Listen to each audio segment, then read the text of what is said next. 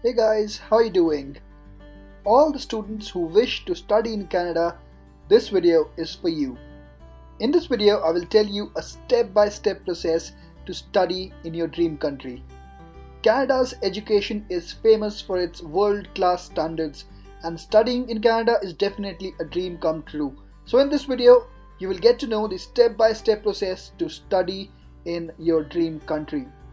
As getting a Canadian PR is getting increasingly difficult, immigrating to Canada after getting a study permit is probably the easiest way to settle down here. So if you're interested, don't go anywhere, I'll be right back.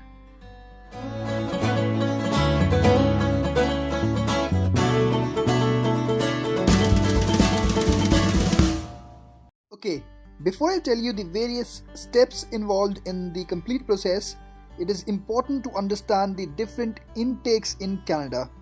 Basically, there are three different intakes here in Canada. The first one is the September intake or the fall intake.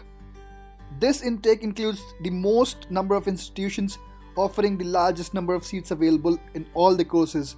You can say September intake is the main intake. Second intake starts few months after September in January, and it is called the January or the winter intake. This intake can be considered as a continuation of the fall intake. A fewer number of institutes offer courses in winter intake compared to the fall intake. Mostly the students who have missed the admission in fall intake would opt for this winter intake. Now the last one is the spring intake or the summer intake. This is also known as the May intake. This is the least preferred intake of all the intakes here in Canada that are available. Not many colleges offer a course during this spring session, and the ones that offer are very few. So, you now know that the main intake is the September intake, but there are other intakes as well. Okay, now when you know about all of these three different intakes, we can start discussing the different steps involved in the complete process. The first one is doing your own research. So it is very important that you do your research. Firstly, you should know that the entire process takes a lot of time. Starting from the first step to moving to Canada, it takes around 1 year time. Because it is one of the biggest decisions of your career, so you don't want to rush into taking any decisions. So you should start 1 year before when you want to start your studies here in Canada. So which points should you consider while doing your research? Number one, which course? You should be pretty sure about the course that you want to pursue here in your studies. You'll be required to finalize a specific major course when applying to study in Canada. The Canadian academic setup is quite flexible towards switching courses, although it is best to compare your options beforehand and choose a major that you truly are interested in pursuing. And while doing that, you should definitely make a point of its scope in Canada. When you're thinking of studying in Canada, most people, if not all, want to stay here, want to settle down here in Canada. So in your research, you should think of the scope of your studies.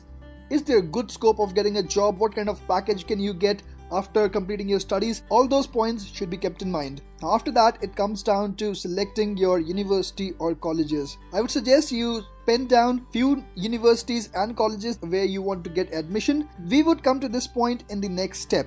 Now for those colleges and the universities that you have selected, you should know what are the exact requirements, and then only you would be able to prepare according to that. Now even IELTS requirements are different for different colleges. Even the same college, for different courses, the IELTS requirements are different. So you should know that well in hand. Now you should also be aware of the cost. What would be the fee? How much money do you actually need in hand if you want to go ahead implementing your plan of studying in Canada? You should be aware of the funding sources. If you're getting that money from your parents, let them know well in advance that you would need that amount of money so that they're also prepared.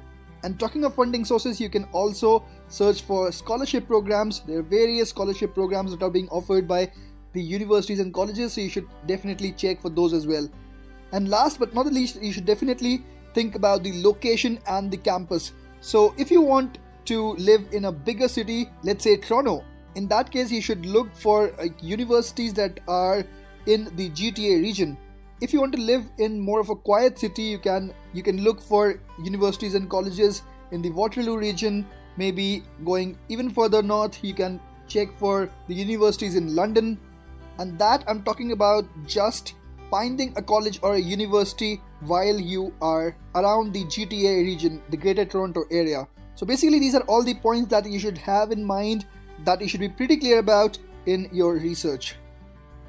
Now let's talk about the second step. Okay, the next step is your language proficiency test.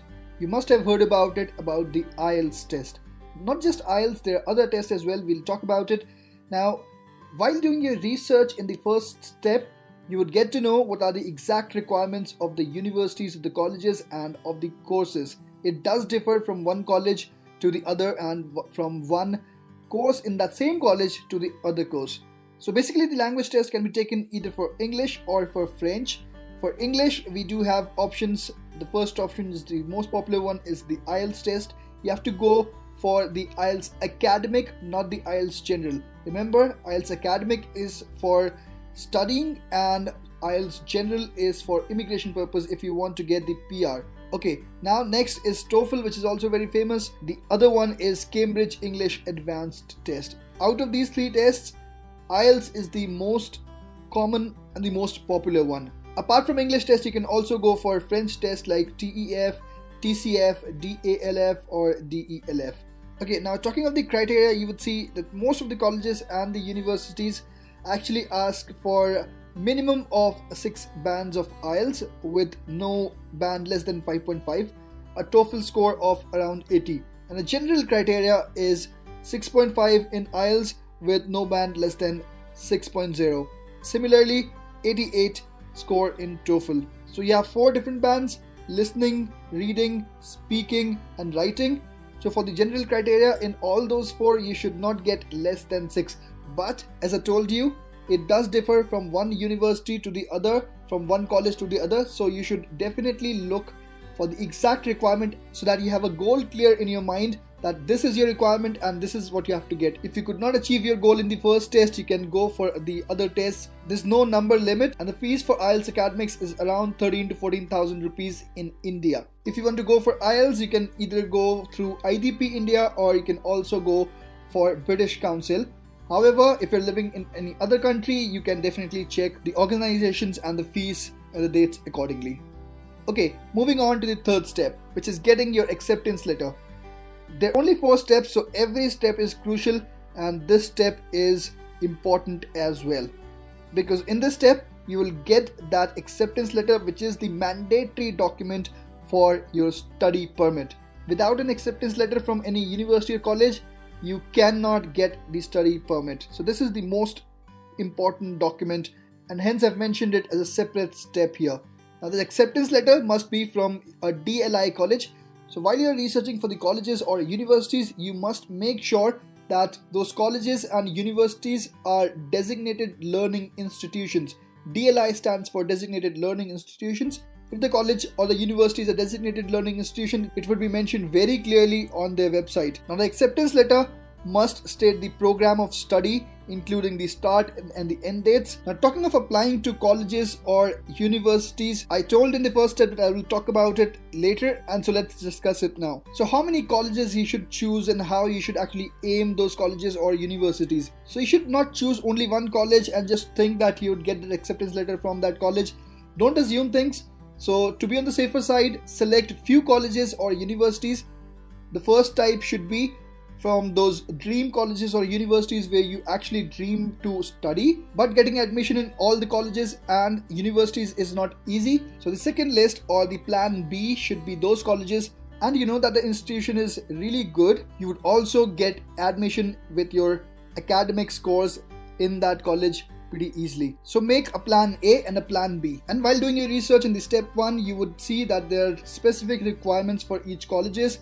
So you should have the list of documents. There would be a fee for it. There could be a fee of around $100 or $200. So you just can't go on applying to each and every college, because obviously there's a fee and you should be very serious about it. You just can't waste your money like that. So which all documents would be required? So there would be a completed application form. You could get that form from the website or maybe through an email if you contact that college or the university. Then you would need to have an essay or a writing sample. Then you would need to have a statement of purpose, which is also very important. Obviously you need to include your language proficiency test report in that as well. You need to have a letter from the bank stating that the funds are available for study. You need to have an affidavit for financial support, maybe signed from your parents. You should have a transcript. Now this is very important. Please remember, getting a transcript is very important. So while doing register, because these are all parallel activities, you can actually plan of getting a transcript from your college. So these are all the required documents, and once you apply to those colleges, hopefully you could get the acceptance letter from any one of them. Then you can move on to the fourth step. Okay, now coming over to the last point, fourth point, study visa application. So of course you need to apply the study visa or the study permit to come to Canada. You've got the acceptance letter, but that acceptance letter was for the sake of getting the study visa, and you can apply that online or you can apply that through your VFS office in your city. Okay, now the documents which are required. First of all, the acceptance letter. As I told you, it was the most important document. Then of course your passport, affidavit of your financial support, PCC, which is your police clearance certificate, and your medical test report. So you need to get your medical test done as well. So all of these documents are required. There may be a couple of other documents as well, but you will get to know as and when you apply that study permit. There is a fee for that study permit as well, and that is $150. However, the processing time differs a lot from one country to the other. The processing time can differ from 3 weeks to 12 weeks. Now you might say that it's a big time range. Yes, definitely it is. However, 3 weeks is for the new program which was launched in 2018. It is called as SDS. If you want to know more about it, I made a separate video about it in detail. You can check it out. If you're in India, you can definitely apply through the SDS program and get your study permit in just 3 weeks time. Also, if you want to know about the effect of coronavirus or COVID-19 pandemic, you can find the link of that video in the description box below. Right, so once you're done with your study permit, after that it comes down to traveling. Now you have to plan your travel, because planning your travel is also very crucial. You should come to Canada 1 to 2 weeks before your session actually starts, because you have to manage your accommodation. If you're landing in winter season, then climate also plays a very crucial role. So that's it. That is the complete process to achieve your Canadian dream. So thank you guys for watching this video. I just hope that the content shared in this video would be helpful for you guys. If you have any queries, please put them down in the comment section below. Please like this video, share it with your friends, and yes, if you haven't subscribed my channel yet, please click the subscribe button, because I regularly make videos like these. Thanks again for watching this video.